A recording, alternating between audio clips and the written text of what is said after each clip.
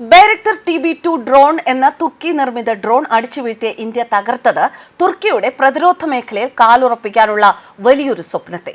പാകിസ്ഥാനുമായുള്ള സംഘർഷത്തിൽ ഇന്ത്യക്ക് എതിരെ പ്രയോഗിച്ച എല്ലാ ഡ്രോണുകളും തകർന്നു. ഉക്രൈൻ മുതൽ ലിബിയ വരെയുള്ള സംഘർഷങ്ങളിൽ തുർക്കിയുടെ ബൈരക്തർ TB2 ഡ്രോൺ വളരെ വിപ്ലവകരമായ ഒരു ആയുധമായിട്ടായിരുന്നു പ്രചരിക്കപ്പെട്ടിരുന്നത്.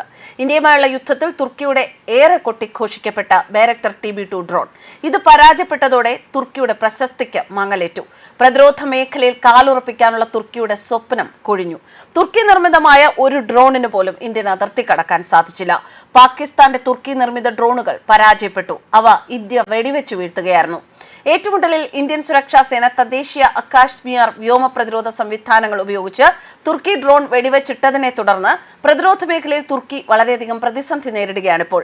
നിരവധി കമ്പനികൾ അടച്ചുപൂട്ടലിന്റെ വക്കിലാണ്. തുർക്കിയിലെ ബൈരക്തർ TB2 അക്വിൻസി ഡ്രോണുകൾ കുറഞ്ഞ ചെലവിൽ മികച്ച പ്രകടനത്തിന് പേരുകേട്ടതാണ്.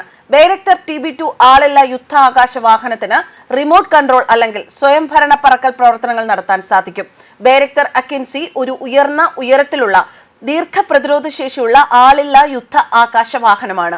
450 HP അല്ലെങ്കിൽ 750 HP ഇങ്ങനെ 2 ടർബോ പ്രോപ്പ് എഞ്ചിനുകൾ അക്വിൻസിയിൽ സജ്ജീകരിച്ചിരിക്കുന്നു. കൂടാതെ ഇലക്ട്രോണിക് പിന്തുണയും ECM സിസ്റ്റങ്ങളും ഡ്യുവൽ സാറ്റലൈറ്റ് കമ്മ്യൂണിക്കേഷൻ സിസ്റ്റങ്ങളും എയർ ടു എയർ റഡാർ, കൂട്ടിയിടി ഒഴിവാക്കൽ radar, advanced synthetic aperture radar എന്നിവയും ഇതിൽ ഉൾപ്പെടുന്നു.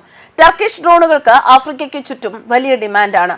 ലിബിയയിലും സിറിയയിലും ഏറ്റവും പ്രധാനമായി അസർബൈജാനിലും വിജയകരമായ സൈനിക പ്രവർത്തനങ്ങൾക്ക് തൊട്ടു പിന്നാലെ ബൈരക്തർ TB2 ഡ്രോണുകൾക്കും മറ്റ് സാധാരണ നിരീക്ഷണ ഡ്രോണുകൾക്കും ആവശ്യക്കാർ കൂടുതലുണ്ട്. ഭാവിയിലെ യുദ്ധങ്ങളിലെ പ്രധാന ആയുധമായി ഇത് ഇടം പിടിക്കും എന്ന് തന്നെയാണ് പ്രതീക്ഷ. അതേസമയം ആഫ്രിക്കയിലെ സൈനിക വ്യാപാരത്തിന് തുർക്കി നേരിടുന്ന ഏറ്റവും വലിയ വെല്ലുവിളി ചൈനയിൽ നിന്നാണ്. ഡ്രോൺ സാങ്കേതിക വിദ്യയുടെ കാര്യത്തിൽ ചൈനയാണ് തുർക്കിയുടെ പ്രധാന എതിരാളി. ആഫ്രിക്കൻ രാജ്യങ്ങളിൽ നിന്നുള്ള മറ്റ് ഇളവുകൾക്ക് പകരമായി ഇവ വില കുറച്ചു വിൽക്കാൻ ചൈനയ്ക്കാവും. വിജയകരമായ ഡ്രോൺ നയതന്ത്രം നിലനിർത്തുന്നതിന് ഉയർന്ന സാങ്കേതിക വിദ്യയിലുള്ള നാറ്റോ ഗ്യാരണ്ടീഡ് സേവനവും നിലവാരവും വാഗ്ദാനം ചെയ്യുന്നതിലൂടെ മാത്രമേ തുർക്കിക്ക് ചൈനയേക്കാൾ മികച്ചതാകാൻ സാധിക്കൂ. വികസന പദ്ധതികൾ കൂടി ഉൾപ്പെടുത്തി ആഫ്രിക്കൻ രാജ്യങ്ങളുമായുള്ള സഹകരണത്തിന്റെ വ്യാപ്തി വിശാലമാക്കിയാൽ തുർക്കിക്ക് ഏറെ മുന്നേറാൻ സാധിക്കും എന്നാണ് ഈ മേഖലയിലെ വിദഗ്ധർ അഭിപ്രായപ്പെടുന്നത്. പെഹൽഗാം ഭീകരാക്രമണത്തിന് പിന്നാലെ തുർക്കി വ്യോമസേനയുടെ C-130 വിമാനം, യുദ്ധക്കപ്പൽ എന്നിവ പാകിസ്ഥാനിൽ എത്തിയിരുന്നു.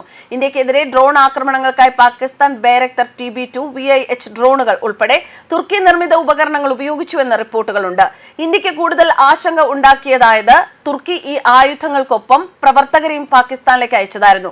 തുർക്കി ഇപ്പോൾ ചൈനയ്ക്ക് ശേഷം പാകിസ്ഥാന്റെ രണ്ടാമത്തെ വലിയ ആയുധ വിതരണക്കാരായി മാറിയിരിക്കുകയാണ്.